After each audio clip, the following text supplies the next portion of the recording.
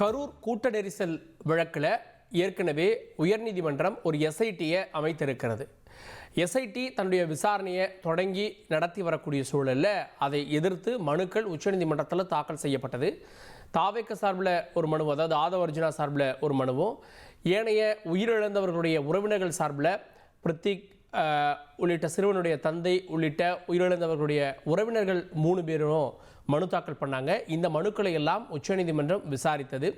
உச்சநீதிமன்றம் விசாரணையில் பல கேள்விகளை கேட்டது 2 தரப்புலையுமே. இதனைத் தொடர்ந்து அரசு சார்பில் விரிவான அறிக்கையை தாக்கல் பண்ணுங்கன்னு சொல்லியிருந்த சூழலில் அந்த அறிக்கையை பெற்று இப்போது தீர்ப்பு இன்னும் சில நிமிடங்களில் வழங்கப்பட இருக்கிறது. இந்த வழக்கில் நடந்தது என்ன அப்படின்ற கேள்விகள், அதாவது வழக்கினுடைய விசாரணையில் என்னெல்லாம் நடந்தது அப்படின்னா, மாநில அரசு அதிகாரிகள் எஸ்ஐடியில் இருக்காங்க, மாநில அரசுடைய அதிகாரிகள் எஸ்ஐடியில் இருக்காங்க. அதனால் இந்த எஸ்ஐடி மேலே எங்களுக்கு நம்பிக்கை இல்லை. உச்சநீதிமன்றமே அவங்களுடைய அறிவுறுத்தலில் ஒரு எஸ்ஐடி அமைக்கலாம், ஓய்வு பெற்ற உச்சநீதிமன்ற நீதிபதி தலைமையில் ஒரு எஸ்ஐடி அமைங்க அப்படின்னு தாவேக்க தரப்பில் ஒரு கோரிக்கை விடுக்கப்பட்டது.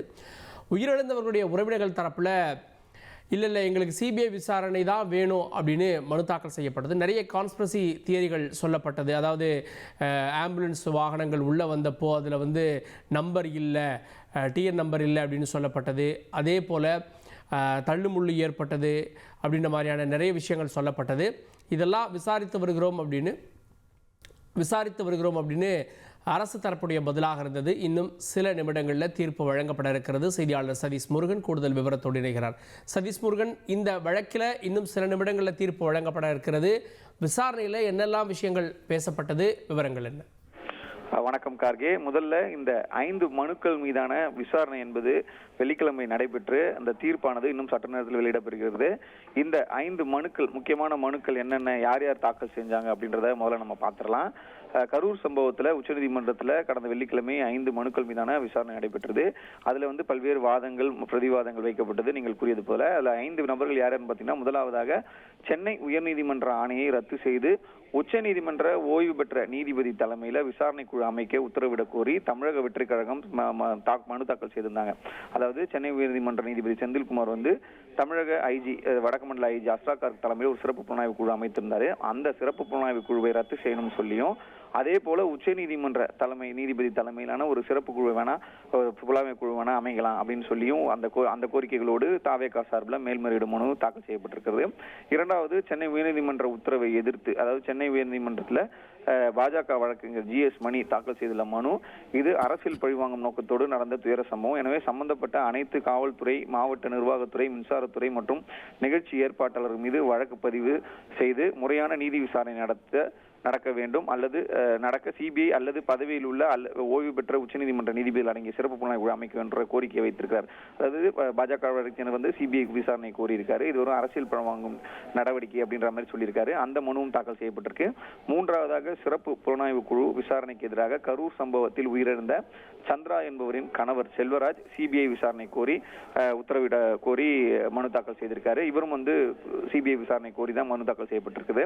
நான்காவதாக, கரூரில் தாவேகா தலைவர் விஜயன் பிரச்சார கூட்டத்தில் ஏற்பட்ட நெரிசலில் சிக்கி உயிரிழந்த 13 வயது சிறுவனின் தந்தை பன்னீர்செல்வம் என்பவரும் இந்த சம்பவம் குறித்து சிபிஐ விசாரணை நடத்த வேண்டும் என உச்சநீதிமன்றத்தில் மேல்முறையீடு மனு தாக்கல் செய்திருக்கிறார். ஐந்தாவதாக, பிரபாகரன் என்பவரும் அதே பிரேயர், அதாவது சிபிஐ விசாரணை வேண்டும் என்கிற அடிப்படையில் மனு தாக்கல் செய்யப்பட்டிருக்கிறது.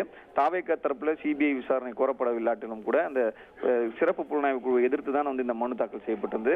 கடந்த வெள்ளிக்கிழமை நடைபெற்ற பல்வேறு கட்ட வாதங்களின் போது பல்வேறு விஷயங்கள் இரண்டு தரப்புல, அதாவது மனு தாக்கல் செய்யப்பட்டவர்கள், அரசு தரப்பு போன்ற பல்வேறு விஷயங்களுக்கு பதிலளிச்சிருந்தாங்க. உச்சநீதிமன்ற நீதிபதிகளுமே இதுல இருக்க முரண்பாடுகள் எல்லாம் சுட்டி காட்டியிருந்தார்கள். குறிப்பாக ஒரே ரீதியான ஒரே விஷயம் தொடர்பான வழக்கை ஒரே நீதிமன்றம் எப்படி 2 அமர்வுகளில் விசாரிக்க முடியும் என்கிற கேள்வி பிரதானமாக முன்வைத்திருந்தனர்.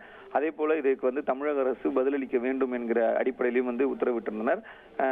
தாவேகா தரப்புல பல்வேறு கட்ட வாதங்கள் வைக்கப்பட்டது. குறிப்பாக உச்சநீதிமன்ற தலைமையிலே எங்களுக்கு வந்து ஒரு நீதி விசாரணை அமைக்க வேண்டும், தடியடி நடத்தியதனால்தான் வந்து பிரச்சனை ஏற்பட்டது, ஆம்புலன்ஸ்ல வந்து முன்னாள் அமைச்சர் செந்தில் பாலாஜியினுடைய புகைப்படங்கள் இருந்தது போன்ற பல்வேறு குற்றச்சாட்டுகளை வந்து தாவேகா தரப்புல வைக்கப்பட்டிருந்தது. அதே போல அரசு தரப்புலையும் தாவேகா தலைவர் விஜய் வந்து தாமதமாக வந்ததால் தான் இது போன்ற பிரச்சனைகள் ஏற்பட்டது. ஏன்னா அவர்கள் தரப்புல என்னென்ன குற்றச்சாட்டுகள் இருந்ததோ அதெல்லாம் முன்வைத்தார்கள்.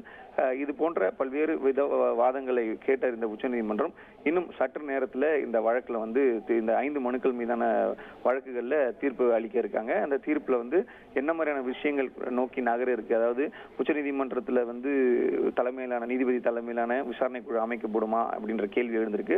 குறிப்பா இந்த சிறப்பு புலனாய்வு குழுவினுடைய விசாரணையை உச்சநீதிமன்றம் ரத்து செய்யுமா என்கிறது தான் பெரிய கேள்வியா இருக்கு.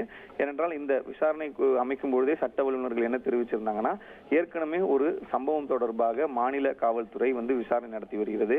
அது தவிர தனியாக ஒரு ஆணையமும் அமைக்கப்பட்டு விசாரணை நடைபெற்று வரக்கூடிய சூழல்ல இந்த தனி சிறப்பு புலனாய்வு குழு என்பது தேவையா, அது வந்து அதை எதிர்த்து வந்து எதிர்த்தரப்பினர் அதாவது தாவேகவினர் நீதிமன்றத்தை நாடும்போது அது வந்து அவர்களுக்கு சாதகமாக தான் இருக்கும். இந்த சிறப்பு புலனாய்வு குழுவை ரத்து செய்வதற்கான வழிவகைக்கு தான் சட்டங்கள்ல வந்து இடம் இருக்கு அப்படின்ற விஷயங்களை வந்து அவங்க தெரிவிச்சிருந்தாங்க சட்ட வல்லுநர்கள்.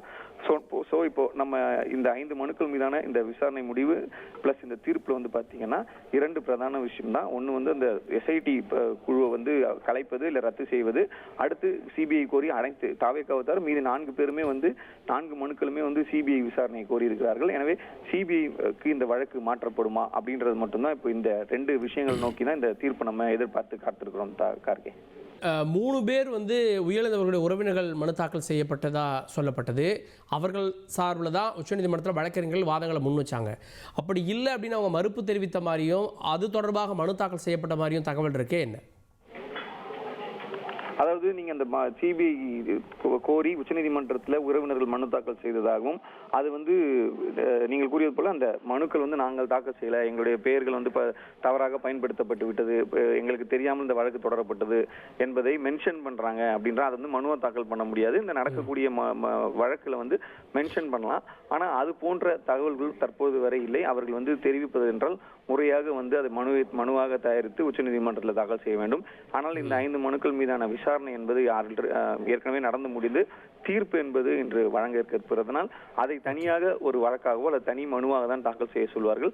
தற்பொழுது வரை இந்த உச்சநீதிமன்றத்தினுடைய ஆபீஸ் டைமிங் என்பது அலுவலக நேரம் என்பது 10:30 மணிக்கு தொடங்க இருக்கிறது.